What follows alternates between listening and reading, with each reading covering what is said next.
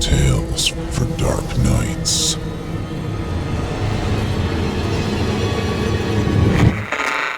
Want to make sure you never miss a Chilling Tales for Dark Nights video again?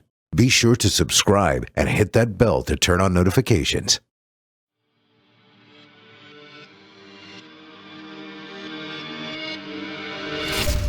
Welcome, dear listener, to Fear from the Heartland. I'm your host, Paul J. McSorley. Set aside some moments now and take an adventurous ride on a journey into the psyche of some talented writers. They will dig into your being and titillate you. Oh, I love that word, titillate. While the stories may not all take place in the Heartland, I am delivering them to you from the Heartland. My intention is to strike fear and confusion into the mind, soul, and yes, the heart. This is Fear from the Heartland.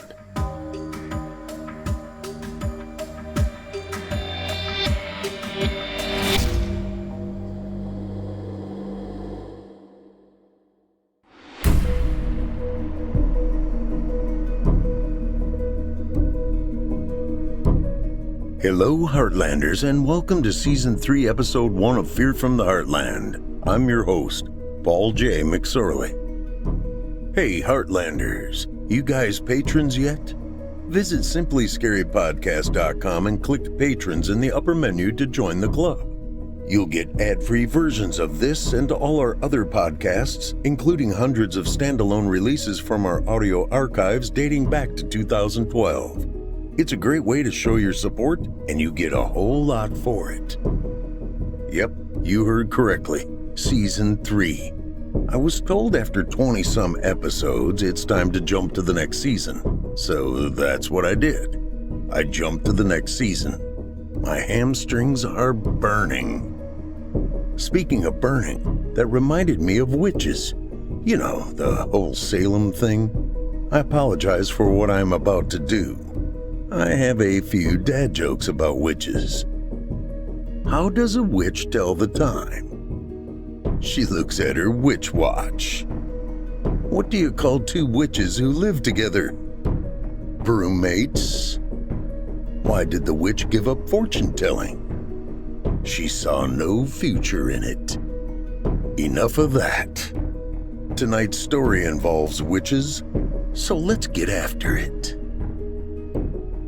September 2, 2019, Bastrop, Texas.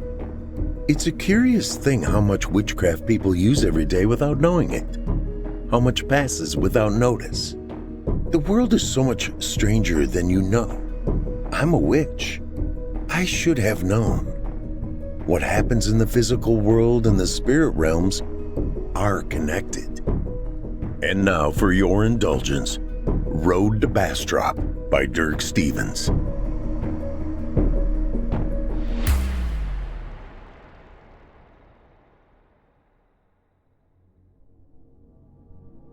Early morning mist wraps the Texas highway like a burial shroud.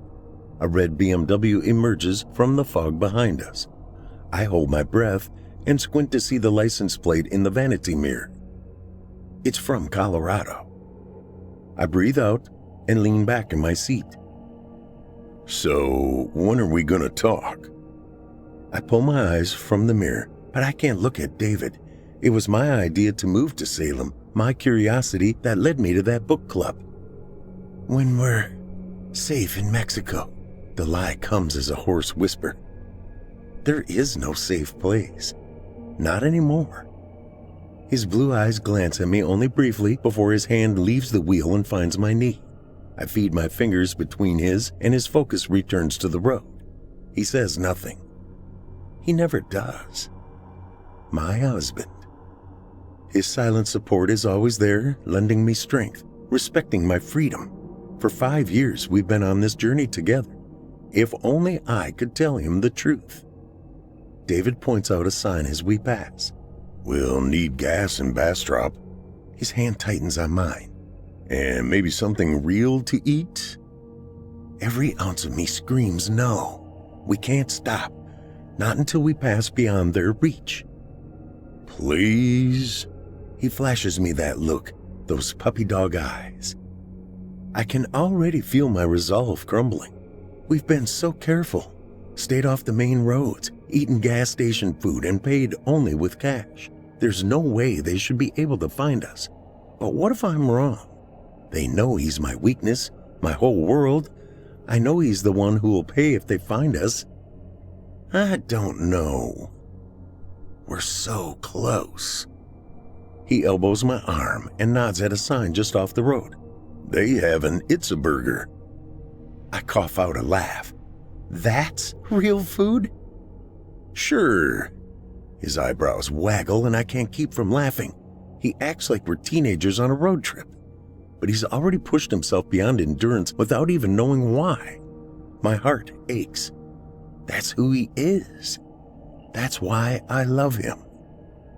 I told him I was in trouble, that we needed to leave. He didn't ask or argue. He simply shuffled behind the wheel and drove. 30 hours later, and he's still driving. No questions asked. He's amazing. Okay. I take in the dark circles creeping in under his eyes, and the last of my resistance melts away. He's given me his all. But only if we get it to go. Then I'm driving. I should tell him, but he'd never understand. To him, witchcraft is herbs, psychology, and sleight of hand. Something I do for fun. He has no idea the promotion, the new house, even his cancer going into remission last year was me. All of it, me. Consulting spirits, casting charms, making our lives better. Magic. At a price I couldn't pay. He pulls into the lot. I scan the license plates as quickly as I can. None are from Massachusetts. Of course not. I'm overreacting. My legs ache when I stand. The scent of overcooked hamburger hangs heavy in the air, and I'm acutely aware of my need for the ladies' room. David smiles at my little dance and takes my purse. Cheeseburger? I'm already halfway to the door. And sweet tea. I shiver as I enter the lobby. The air conditioner must be working overtime, but nobody else seems to notice. I find the restroom and open the door. A movement in the corner of my eye draws my attention to the mirror. As I watch, a name appears written in the condensation on the glass. David. I blink, and it's gone, wiped clean by an invisible hand. My heart stops. They found us. My hands shake as I fumble with the door latch. We have to leave now. I smash my shoulder against the door. It bursts open just as a man shouts, "In a restaurant? That's just nasty." David! I scream, sprinting to the crowd gathering at the register. But he's not there. Behind the counter, a mouse darts across a steel table by the fryer. Light glistens against something on its paw. I only catch a glimpse, but it's a gold wedding band. David. I shove my way forward and dive, reaching for him. David, it's me. But he doesn't recognize me. He bolts. For a moment, his body hangs frozen above the boiling oil.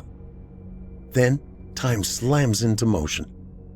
The scent of burning hair fills my nostrils. My legs crumple. Everyone is screaming. But they're not. It's just me. And I can't stop.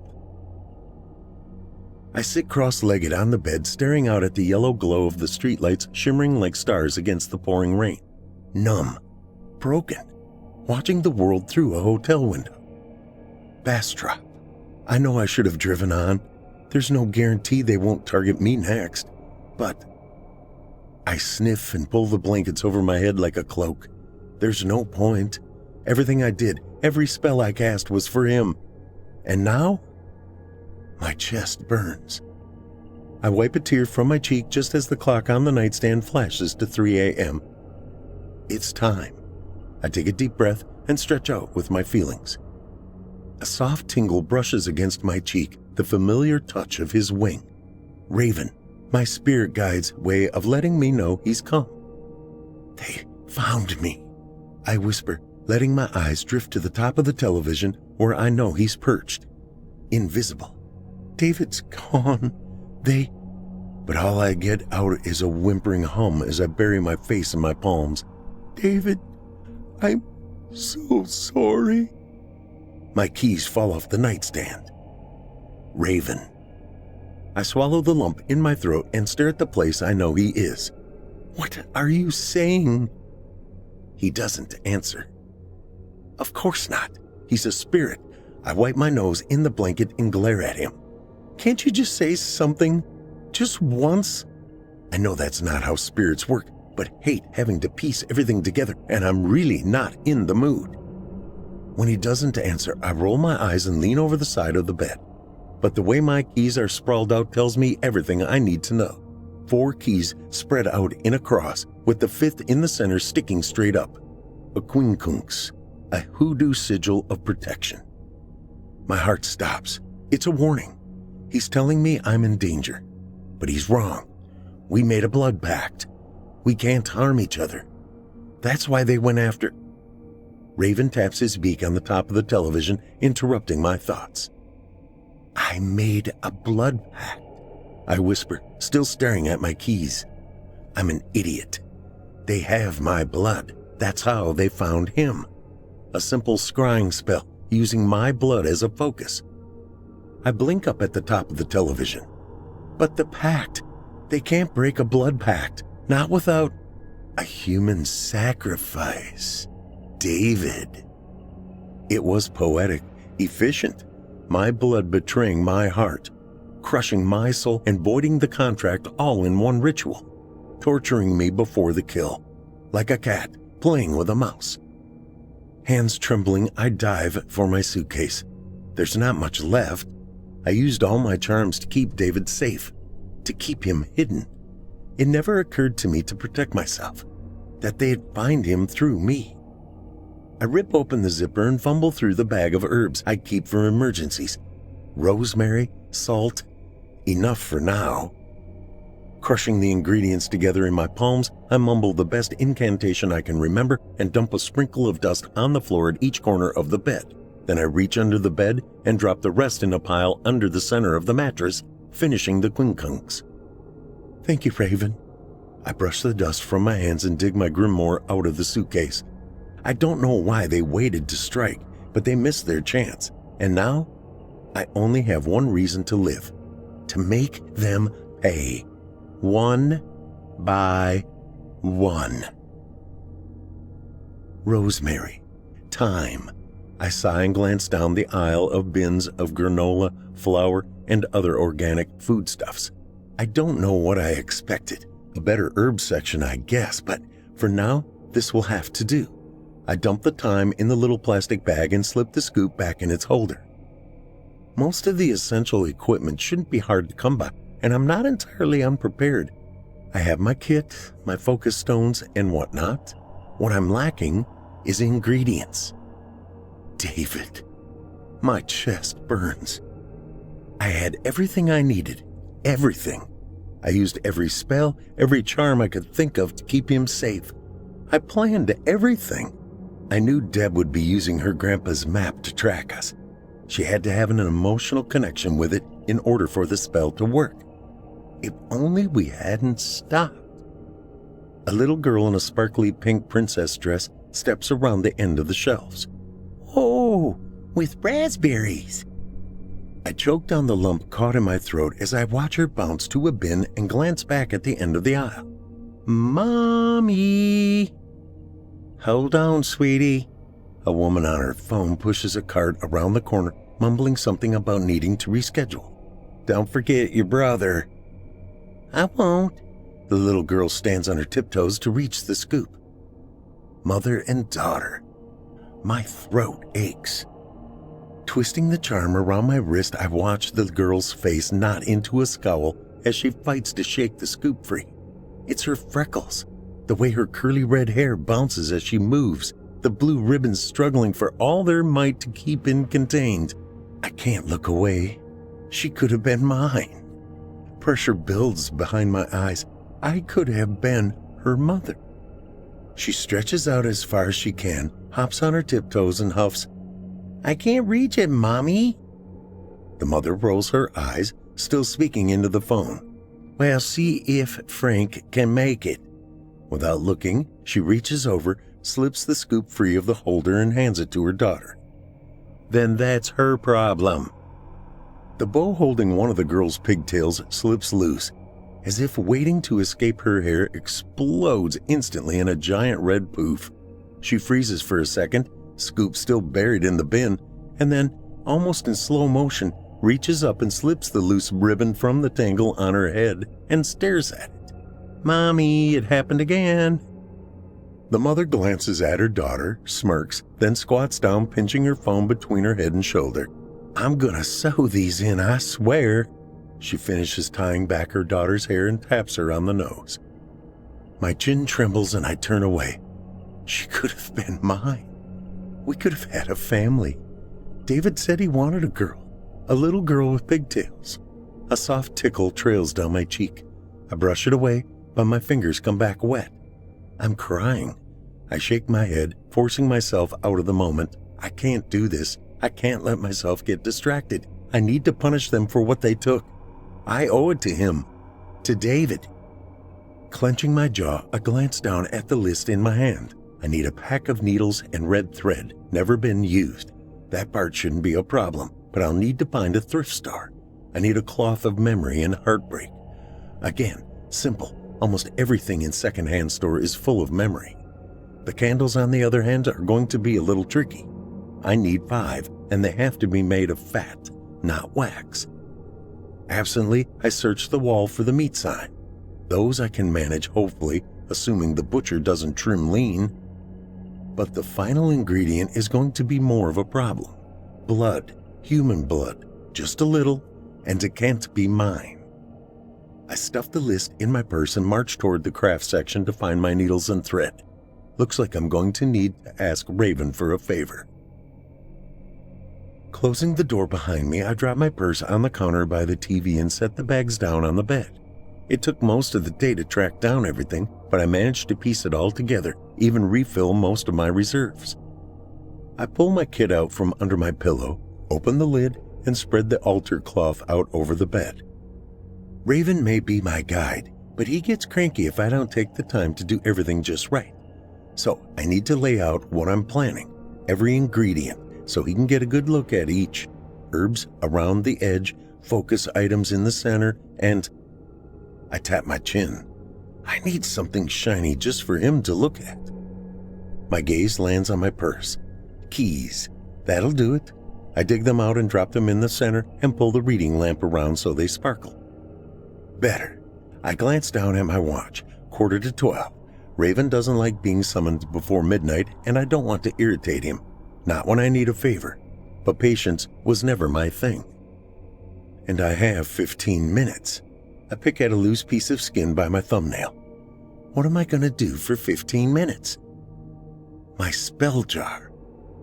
I slip the silver chain over my head, unscrew the top of the tiny glass bottle fastened to the clasp, and dump the contents into my palm. Now that I have fresh herbs to work with, I can upgrade the enchantment. Adding sea salt and a few sprigs of wormwood, I offer a prayer to the goddess and slide the charm back around my neck. I don't know if she'll hear me.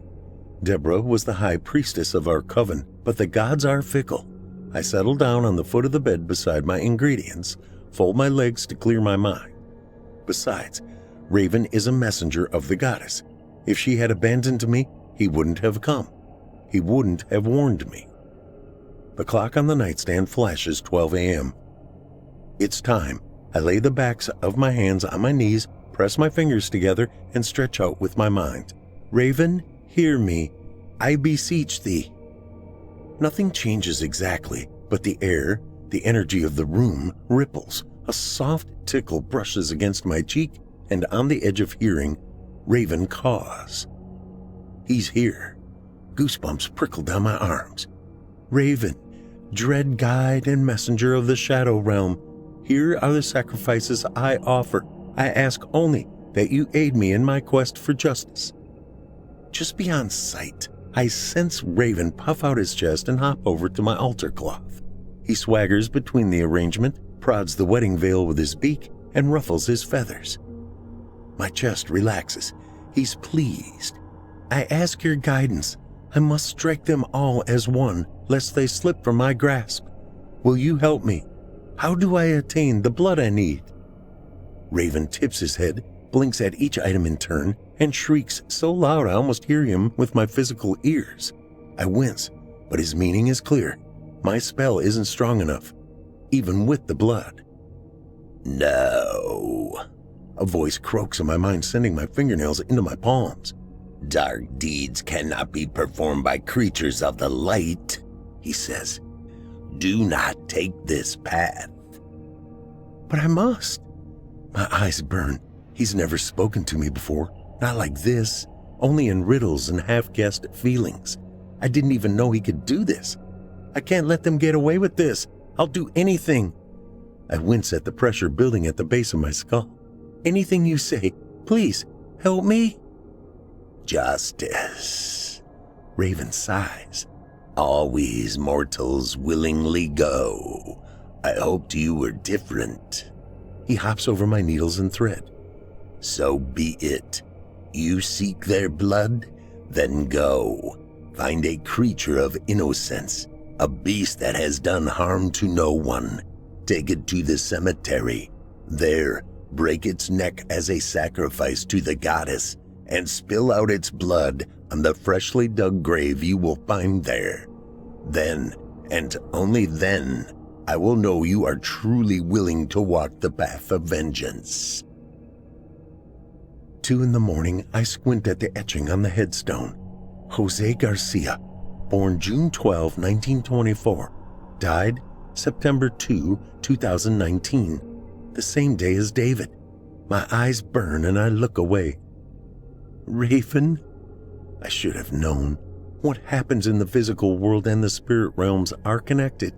Magic is all about seeing the threads that bind, using them to weave our own tapestry.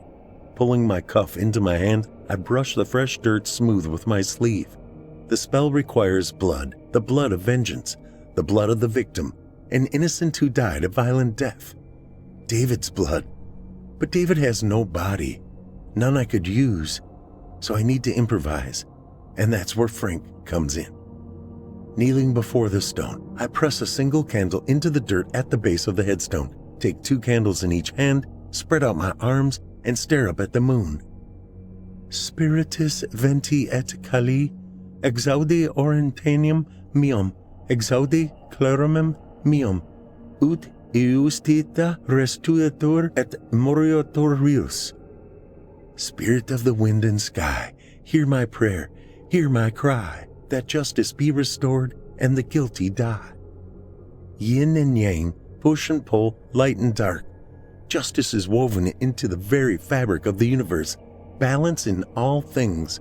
Timete deum justeta, sororis prefixe sunt libra, fact me cohesio brocium tuum, gladium tuum. Dread God of justice, my sisters have tipped the scale. I beg you, make me your arm, your sword. Vita as vitam. Beside me, the rabbit I bought at the pet store earlier digs at the floor of his plastic carrier. My voice falters. In innocentia solvid pro innocentia capta. Life for life, innocence paid for innocence taken. A soft breeze lifts my hair. A cold chill races across my skin, chasing a shiver down my spine. The spirits have come. They're watching. Without looking down, I reach back with both hands and press 2 candles into the dirt behind me. David's death was without justice, without balance, and balance must be restored. That is the way of things, the law of all magic. I plunge the other 2 into the ground by my knees, finishing the points of the star, reach into my jacket, pull out the palm-sized silver bowl I used for spell work, and place it between my knees. Innocentia pro innocentia. The spirits demand it. I slip my little brass dagger from its sheath on my forearm and plunge it into the ground beside the bowl. A lead ball sticks in the back of my throat.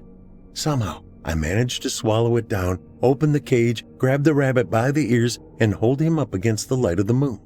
He kicks, and my hand lowers. It's David. The rabbit represents David. its blood will be David's as far as the spirits are concerned, which means, symbolically, I'm the coven. I'm killing David. A sob rakes through my chest. I can't do it. Even as a parody, I can't do it. Do you think Deborah, Kathy, and Allison felt remorse at what they had done?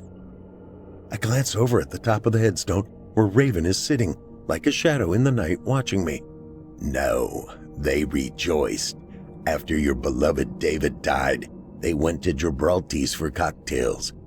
To celebrate. Celebrate? The rabbit kicks, and I have to grab his body with my other hand so he doesn't wriggle free. I know. I saw. I sat outside the window. I watched your sisters raise a toast to your pain, your suffering, to their own cleverness at taking your love.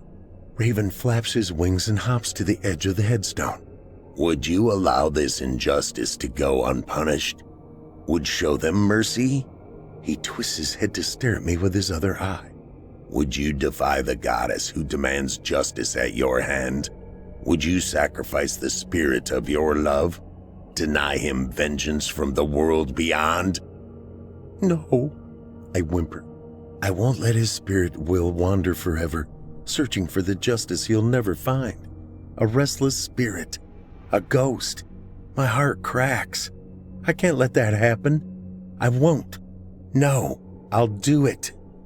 Jaw clenched, I hold the rabbit up to the light of the moon. For David. I grip the rabbit's body in one hand and the back of his head in the other. Sanguis pro sanguine. I close my eyes. There isn't much noise when I twist, just a soft crackling pop and the deed is done. The rabbit kicks on for a while. It makes cutting him open difficult, and I don't get all the blood in the bowl, but enough to draw the pentagram with and a little extra. Enough for what I need. I light the candles one by one, offering a prayer to the goddess as each one sparks to life. Raven sits on the edge of the headstone, watching silently until the ritual is complete.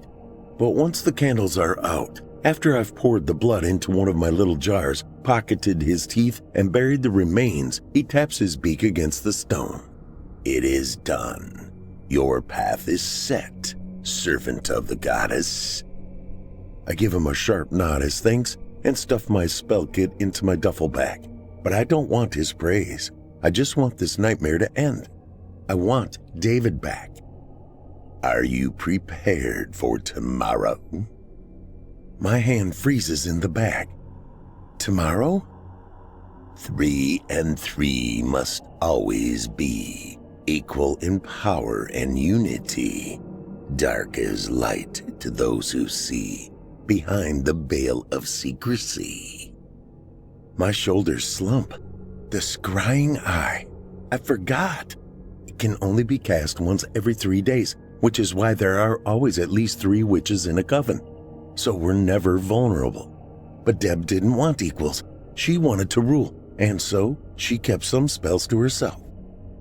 There's no way Kathy and Allison can cast it. It has to be Deb, and tomorrow is the 3rd day since David... A lump rises in my throat.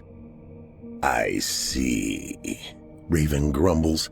Then there is no time. Remember, mortals see through eyes tainted by hopes and fear. He ruffles his feathers, jumps from the stone, and flies off to wherever he goes when he's not here. It doesn't matter. Numbly, I jam my arm through the strap of my bag and slump back to the car. I know what I have to do. A single shaft of sunlight angles in through the crack between the curtains of my hotel room. It streams across my body as I watch the tiny flecks of dust float aimlessly in the light. Watching. Waiting. All at once, the flecks dance and swirl like leaves in a stream, moved by whatever ethereal currents stir them. My heart skips the next beat. Deb's here. Now. Watching. Blank-faced, I stare at the window and surrender to the pain.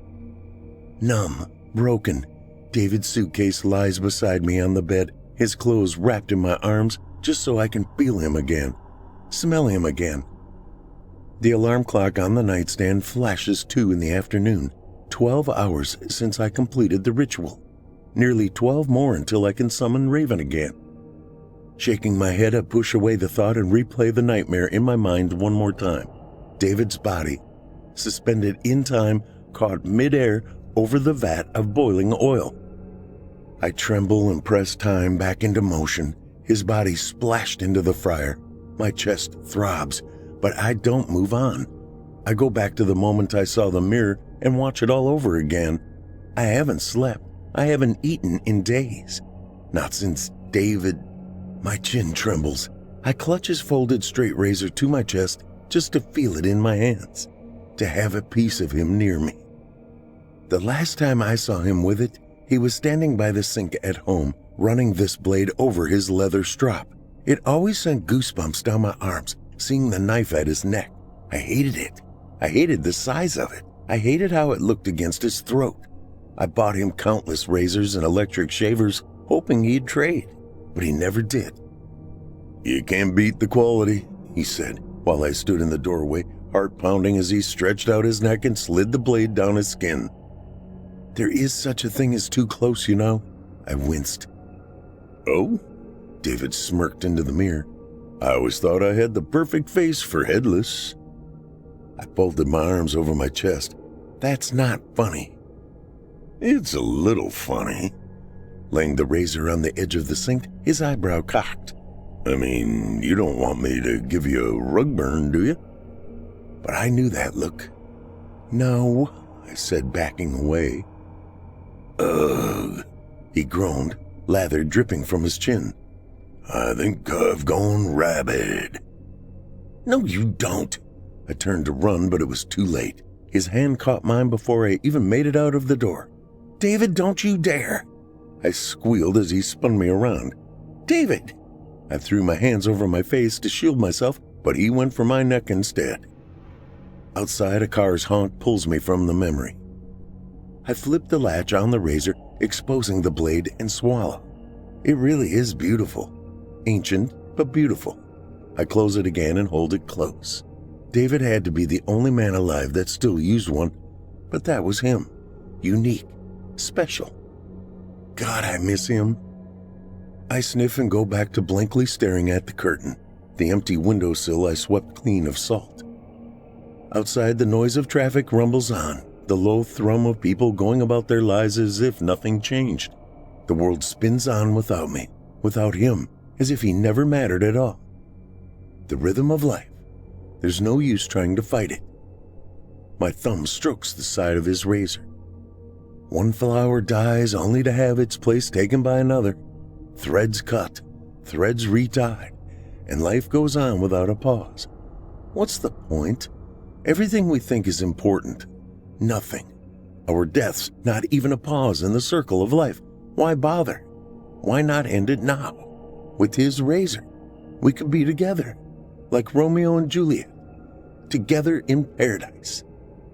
The edges of the curtain sway and the flecks of dust swirling in the light go back to floating limp in the air, the way dust should. I lay there a few more moments longer, but when I'm sure Deb's gone, I toss David's razor back in the suitcase, dig out the salt, and pour a thin line on the windowsill. 3 days since her last scrying spell. 3 days before she can cast another. And what did Deb find? A depressed, suicidal woman suffering alone in agony. Exactly what she was hoping for. Turning back to my bag, I fish out my spell jar and slip the charm around my wrist, but it's hardly necessary. If I know Deb, she won't lift a finger against me now. As far as she's concerned, the longer I suffer, the better. But her turn is coming. I flop down on the bed, crack open my spell kit, and go over the ingredients one last time. I already know I'm ready, now doubly so. She won't suspect a thing. None of them will. Bins of bulk food tower around me like canyon walls, so high I can't see the top. Monkeys screech at one another somewhere high above me, and jawbreakers bounce off the linoleum, falling like rain. I pull the collar of my jacket up over my head to shield myself, but a familiar tingle ripples down my back. Not now, I hiss, and bolt to take shelter under a tree that sprouted from the walnut bin. I tried to take a nap after Deb left, but I couldn't sleep. Until now, apparently, since I'm dreaming. Shaking the jawbreakers out of my pockets, I glance up at the pink sky, reminding myself that we humans are creatures of two realms, the physical and the ethereal. When we're awake in the real world, we live in the dreams of our ethereal half. And our dreams are simply our ethereal side waking up in the spirit realm. The scent of cotton candy hangs in the air like fog, stinging my nose. I don't remember falling asleep, but it's not all bad. Holding out my hand, I catch one of the jawbreaker raindrops and pop it in my mouth. I was sitting on the edge of my bed, sewing the veil I bought into little dolls. One for Deborah, one for Kathy, and one for Allison. But David's here somewhere. I push the jawbreaker between my teeth, stare out into the dim green canyon, and sigh. Maybe he'll be drawn to me. Maybe. Unless he already crossed back into the waking world. The thought sends my heart racing. I can see him now, wandering the streets of Bastrop without a physical form. Alone. Frightened. Unable to speak. Unable to touch. A ghost. The thought makes my jaw clench, shattering jawbreaker between my teeth. The taste of mashed potatoes fills my senses. It congeals over my tongue in a thick, sticky goo. I have to wake up. I have to finish the spell before he gets to the physical plane. If I have to summon his spirit and perform an exorcism to put him to rest, things are going to get really complicated. I stretch the goo over my tongue and blow into a bubble. It floats out into the jawbreaker hailstorm and pops, releasing a giant fluff ball of red curly hair. It falls to the ground and rolls to the wall of bulk food bins just as the storm passes. Two legs sprout from the underside of the hairball, followed by the hem of a sparkling pink princess dress. And before I know what's happening, the girl from the market stands up and tugs at her hair, trying to tie back with a blue ribbon. "Hello," she giggles and tips her head as she pulls. "Can you tie bows?" "Sure." I walk over to lend a hand. One of the first things I learned studying magic is that because we live between worlds, we never see the truth in either place. The real world is just as distorted by the memories of our spirit side as our dreams by our waking memories. Whatever this spirit is, she's not the girl from the store. My mind sensed something she has in common with the girl, and so that's what I see. Taking the ends of the ribbon, I cross them over and gently pull it tight around her hair. "How's that? Too tight?" "Nope, it's good." She hands me the other ribbon. I take it and pull the rest of her hair into another tail on the other side of her head. "I was wondering." I pause as I tie the bow. "Have you seen a man around here asking for me?" She might not know. She could be anything, sprite or a wisp, or an incarnation of the goddess herself. In any case, it can't hurt to ask. "You mean David?" My heart stops. "You know David? Do you know where he is?" "Yes." She spins around, staring at me like I just asked if her hair was red. "He helped me get some gummy worms." "David's here." My chest burns. I have to find him. "Where is he?" "Gone." "Gone? I don't understand. Gone where?" "To find you." "No." "Did he?" I swallow hard. "Did he find a doorway?" "No." She looks down and tugs at the hem of her dress. "Raven took..." "What?" A loud caw shrieks, cutting her off. I glance up in time to see Raven perched on the lowest branch of the walnut tree and fix his black eyes on me. "What are you doing here?" I fell asleep." I sputter. "I didn't mean to." He stretches his wing to adjust a feather with his beak. "You fell asleep." He blinks, seeming to notice the girl for the first time. "Ah." She shrinks behind me, putting my body between her and Raven. "Threads be here and justice there." Raven lowers his head and spreads wings in a way that makes my neck hairs prickle. "Cut one thread to make it fair." I flinch, but the girl steps out from behind my legs. "Please." She holds out her wrist, showing Raven the rune etched into her skin, the outline of a fish pointing up as if standing on its tail. the rune for bloodline and inheritance, the Ophila. I have a family. You be hers, so she be in you. Sins of the mother are all imbued. The innocent taken, innocence lost. His voice lowers to a whisper. Blood is required. That is the cost. The girl lowers her arm, but when I look at her again, her hair is darker, her nose and cheeks not as round. I blink, but it isn't the girl from the market. It's Alex. It's Deb's daughter. She turns her face to me, but where her eyes should be, two empty sockets full of maggots stare blankly up at me. I stumble back, my heart pounding in my throat. Wasted. Raven shouts so loud the word echoes like thunder against the bins. So much hope lost. Wake. Dragging the word out in a lingering hiss, the bark under his feet smooths into scales. Spin the accursed wheel. My back slams into the bins on the opposite side of the canyon. It's not just his perch. Every twig, every branch slithers. Every leaf watches me with golden eyes. Snakes. I can't breathe. He's sitting in a tree of snakes. Behold the harvest. He throws his wings wide and bodies drop from the canopy, dangling like fruit by a hangman's noose. Dozens of them, hundreds of them. My head spins. Something soft presses against my cheek and my whole body jerks. Heart pounding, I jolt up, covered in sweat. But I'm awake. I'm back. I'm in the physical world. Tossing the doll aside, I grab a pen and paper from my kit and scribble down everything I can remember before it fades away. I don't know if I'll be able to make sense of it, but I have to try. I have to follow the threads. Raven. It's been hours since I woke, but my hands still shake as I stuff the last of dried herbs into the final doll, stitch her closed. Snipping off the red thread, I toss a glance at the clock on the nightstand. 2:30. I lay her down beside Deborah and Kathy's effigies inside my kit and take a deep breath to try to settle my thoughts. It's not unusual for spirits to take animal form. They do it all the time. Some cultures even call them animal guides. They're supposed to protect you, give you insight and wisdom. But the image of Raven sitting in the tree of snakes presses in on me. I shake my head to clear the memory. This is ridiculous. I'm a witch. I know how to interpret dreams. It was the first thing I researched after Raven came to me. I can still quote the passage. Ravens, while often regarded as a bad omen in Western society, in dreams represent transformation and opportunity.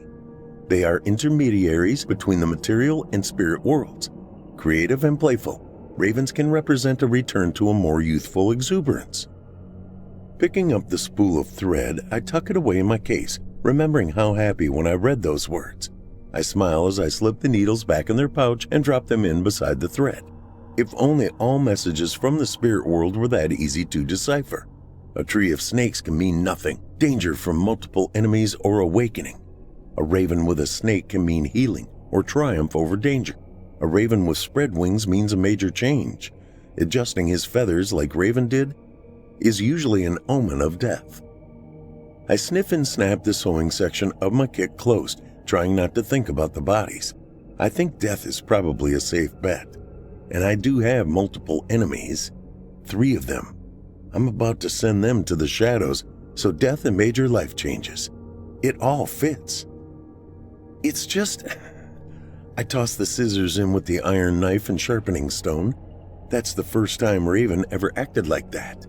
The first time he ever scared me, even in a dream. And I know the druids didn't trust him. It's all over their mythology. Raven, or Fitik, as they called him, is a trickster, selfish, vain.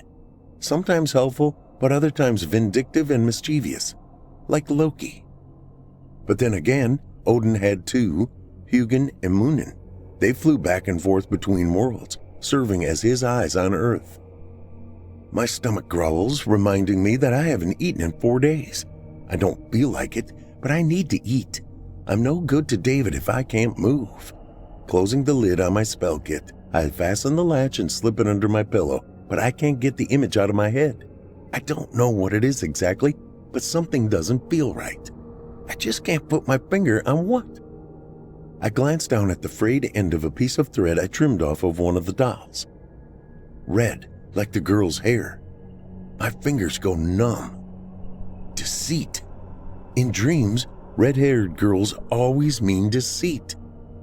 My head throbs. That doesn't help. I'm deceiving Deborah. It could just mean... No, the canyon, the bins, the jawbreakers, the whole dream was about her. And she had a binding rune on her wrist. I'm the one being deceived. Unless... My stomach pinches. It doesn't matter. I need food, and I need to find a place to work. Someplace I can set up an altar. Someplace thick with loss and despair. Snatching my purse off the nightstand, I slip on my shoes and head for the door. I hate dreams anyway. What's the point of going to the spirit world if all they give you is vague cryptic messages that could mean anything? I drive aimlessly for an hour before I find an old abandoned farmhouse on the edge of town, the kind with the cellar doors on the outside. The roof is caved in, but from what I can tell from the road, the basement should be intact enough. It'll work. I turn around at the end of the driveway and head back into Bastrop to find some food. I can't go into the restaurant, not after what happened to David, so I pull through the drive-thru of some local sub shop instead. The weather's nice, sunny, warm, only a handful of clouds hovering like balls of cotton scattered on a sapphire sea. The perfect day for eating outside. It's already after 5 when I sit down on a park bench and open my sandwich. A few kids are on the playground across the pond. Their mothers stand in a tight group off to the side gossiping, oblivious to anything but their conversation. As mothers do, I roll back the paper and take a bite. Vinegar, oregano, basil. I glance down at the seasoning on the bread. It's a curious thing how much witchcraft people use every day without knowing it. How much passes without notice. I close my eyes and drink it all in. The taste of onion, tomato, and mayonnaise on my tongue, the lap of little ripples splashing against the shore, the gentle rustle of leaves in the trees overhead, the musty scent of the pond, and the way it mixes with the scents of Bastrop. A high-pitched laugh in the distance opens my eyes. Almost as one, the mothers cover their mouths, laughing at some joke or bit of gossip, blind to the magic all around them, oblivious to the sun on their skin, the laughs of their children, all of it. I swallow and take another bite, but my eyes burn. How many moments did I spend like that with David? Oblivious? How much magic did I miss? How much was taken? We could have had a family, future. That's all I wanted. To be a wife, a mother. Deborah. My chest aches and I rip the next bite free. It was one spell, one. And I'm the one who read it, not David. It wasn't his fault, none of it. Not that I couldn't get pregnant, not that none of the doctors we saw could help, not the price Deborah demanded in exchange for the fertility spell, and it wasn't David that snuck into her sanctum and copied it from her grimoire. It was me. All of it. Me. Not him. Me. One of the kids pops out of the end of the slide. She ducks, about to run around one side, but pivots and darts the other way as another girl rounds the corner chasing her. A little red-haired girl. I stop chewing. It's the same girl from the market, from my dream. Bastrop isn't that small. It can't be a coincidence. Someone, some spirit, is trying to tell me something. A soft flutter pulls my attention to a trash can chained to a post a little further down the path, where a raven is playing tug-of-war with a couple of blue jays over some bit of garbage. "You're it!" The boy screams and vanishes behind the slide, squealing. The girl takes off after him, but her foot slips and she slams into the side of the slide, hard enough the thud carries all the way across the pond. I wince and my gaze flicks to the mothers, but she's already on the move, running. I finish chewing, swallow, and take another bite, almost as if she was the one who was hurt. "Othilla," I whisper, but I think I understand my dream now. I was so focused on the pain, on David, that I didn't realize what Deborah actually took. They didn't just kill David. They took my life, my children, my future, my Othilla, everything. Killing them isn't enough. Shaking, I toss the rest of my sandwich to the jays. It's not enough. Justice means balancing the scales. That's what the goddess demands. They need to suffer the same fate. Innocentia pro innocentia. I snatch my purse from the bench and hurry back to the car. They started this, not me. And by the goddess, they'll live to regret it. It's midnight before I head back to the farmhouse. The broken silhouette stands against the moonlight like the carcass of some long dead, long forgotten beast. I swallow and pull my car deep into the underbrush. It's so overgrown, I don't think anyone's been here in decades, but the last thing I need is interruptions. Clutching my kit to my chest, I make my way through the darkness. No flashlight, no light at all. Tonight, the darkness is my ally. The stairs creak under my weight as I descend into the cellar and set my kit down on the floor. Spiritus timores et tenebrae exodi me, veni ad me. Spirit of dread and darkness, hear me, come to me. Only then do I reach into the pocket of my robe, pull out one of the candles I had prepared, and light it. The dancing light brings the broken beams and rubble out of the darkness. 2 walls are completely caved in, but the west wall, the one I need, is still intact. I wedge the candle into the dirt on the floor, pick up a few loose stones and stack them in 2 piles, and lay some of the broken boards on top. Stepping back from the altar, I can't help but smile. Moss hangs in sheets from the crumbling stone wall, the moonlight angling in through the cracks in the floor above me, thick with the air of forgotten memories and broken dreams. I couldn't have asked for a better place. I toss my altar cloth over the boards, lay out my silver bowl, the effigies of Deborah, Kathy, and Allison, along with all the ingredients I'll need. Dia noctus, susurrus mortis, audicosa, min pro ius dita, squame, tio ab pervexe sunt, quasso, modo utis, deno exquorent. Goddess of night, whisper of death, hear my plea for justice. Your scales have been tipped. I beg only to set them level once more. Pouring the rabbit's blood, ritually David's blood, into the silver bowl, I pull back my sleeve and dip a thin brush into the half-congealed mass.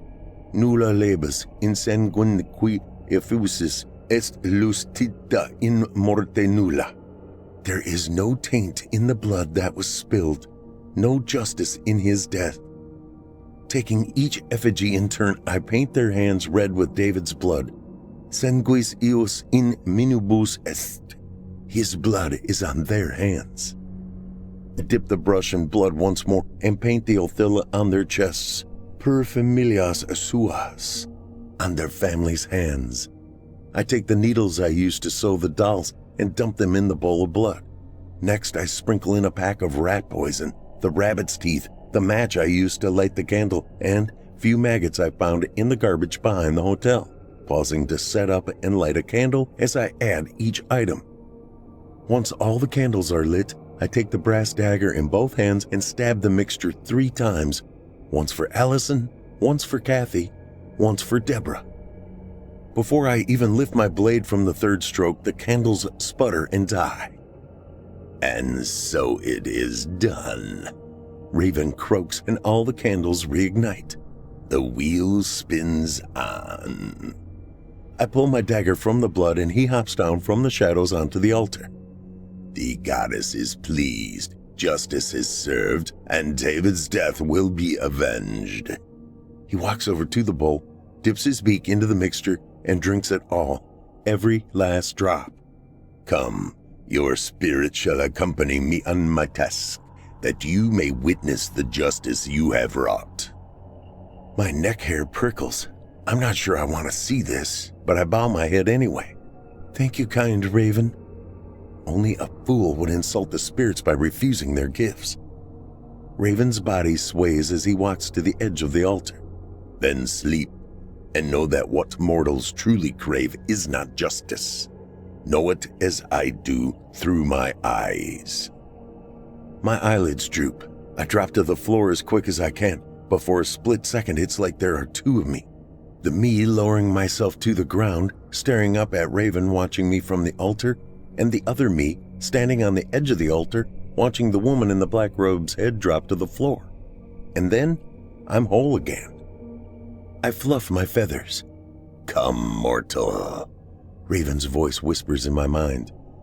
"We have much to do." Without my will, my wings spread, but instead of flying for the opening, my head lowers and I dive into a shadow on the floor. Darkness swirls around me like shadows in the wind. I can't see, but I can feel Raven's wings pull against the shades as if they were my own. There.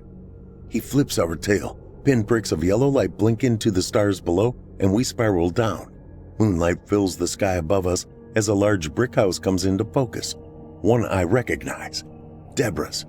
We're in Salem. Raven's eyes fix on the cars parked in the driveway.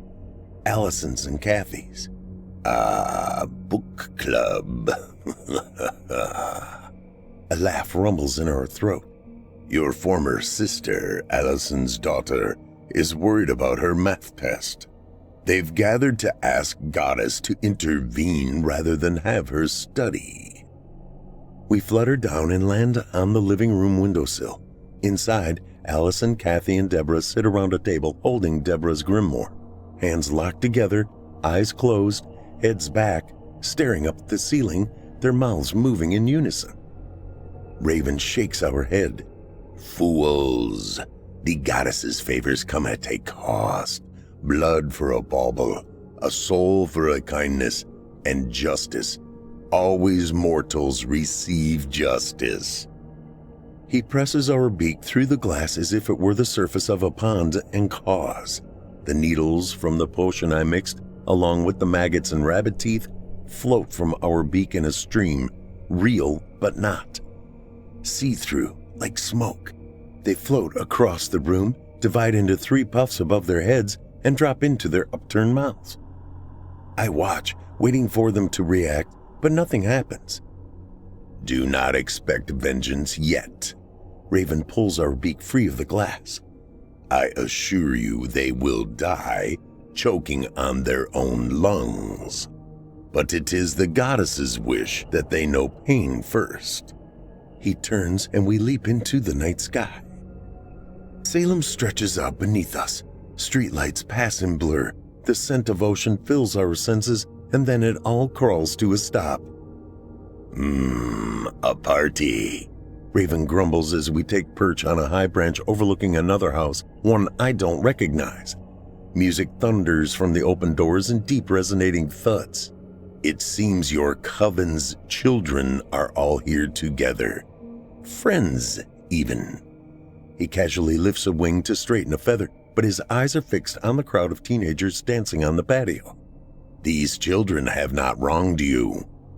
Lowering our wing, he shakes our head. Why do you desire justice? Do you not know what men are? He clacks our beak, spreads our wings wide and caws. Desire mercy, not justice, mortal. The matchstick I used to light the candle flies from our mouth toward the house like a missile. The match hits the side of the house. For a moment, time stands still. The dancers stop, hands frozen in the air. The thud of the music stretches out in a long, deep drone, and then everything slams back into motion. Flames explode from the windows and doorways. Bodies tumble through the air and vanish into the night. The roar of the explosion shakes the tree. Boards and fiberglass insulation rain down all around us, but not a single feather ripples on our chest. It is done, mistress. Raven sighs in my mind. Justice is served and the cycle continues. Our wings sag. Do you not understand? Vengeance requires more vengeance, always. The scale tips with weight of your guilt, and so justice must be paid. But I don't understand. Mortals are ever fools. Raven croaks. Come, bear witness, and know what you have done. Turning our back on the fire, Raven jumps into the sky. We land back on Deb's windowsill, and Raven pushes our head through the glass. Slow down. I can't understand you. Deb rounds the side of the couch where Allison and Kathy sit, watching her pace, eyes wide. What? Deb rakes her hair back over the top of her head and moves the phone to her other ear. What do you mean the house exploded? Allison coughs into her hand. Everyone but you? Deb glances at the other two witches watching her, but she can't meet their gaze. Did you call 911? Allison coughs harder. Her face twists into a pained-looking scowl. Kathy's gaze locks on Allison's fist as she takes it from her mouth. Deborah! She whimpers, her voice climbing 3 octaves in a single word, but even from here, I can see the blood on her hand. Deb spins on her heel, and her eyes drop to Allison's fist. By the goddess! The phone slips to her chin. Jake! She gasps, her eyes scanning the room. Are you wearing that charm I gave you? Her eyes close. Good. Don't take it off, sweetie. Do you hear me? Don't you ever take it off. Deborah coughs, winces, and her chin trembles. I love you. Raven pulls our head back through the window, taps on the glass, and Deb wheels around, her gaze locking on us instantly. Justice served, justice required. Steaming the glass with our breath, Raven smears my name into the fog with his beak. The trap is laid, the cycle continues. Perhaps Jake will show you mercy, but do not trust to hope. We turn from the window and spread our wings, but before we leap into the sky, Raven pauses to shake his head. Oh, what fools you mortals be.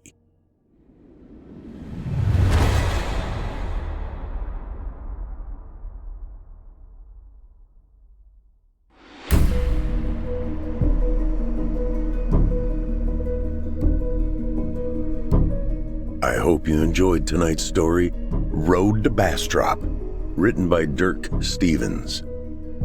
Dirk Stevens exists only as a fantasy, more at home among the fairies as goblins of his imagination than roaming the mundane realm of mortals. He's an award-winning member of the Springfield Writers Guild and the author of many dark short stories, including Purgatory, 2021. Lil's single mistake ends her engagement and her life. Now forced to haunt the man she loves, Lil struggles to find a way to keep him alive. Purgatory can be found on Amazon.com.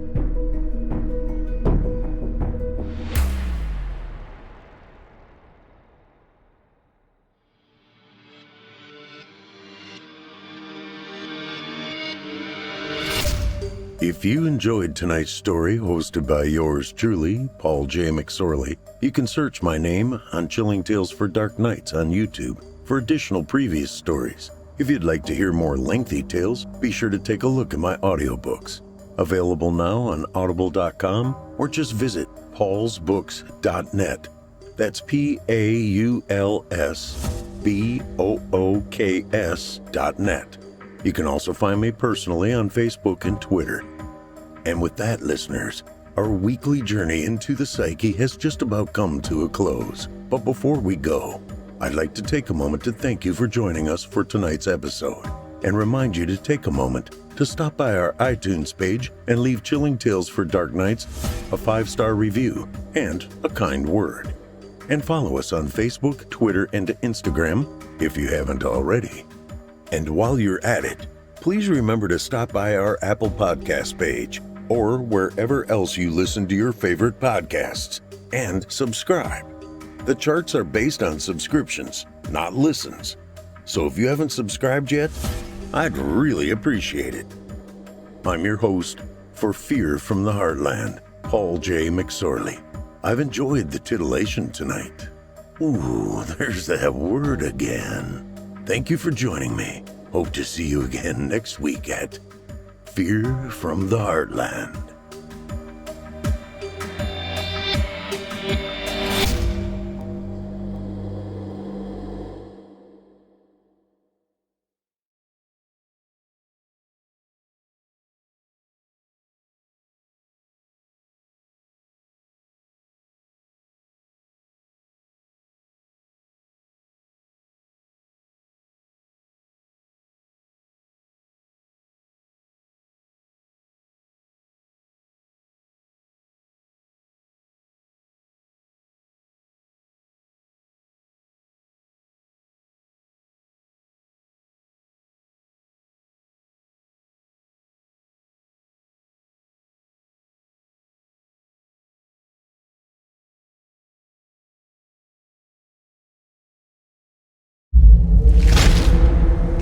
Chilling tales for dark nights.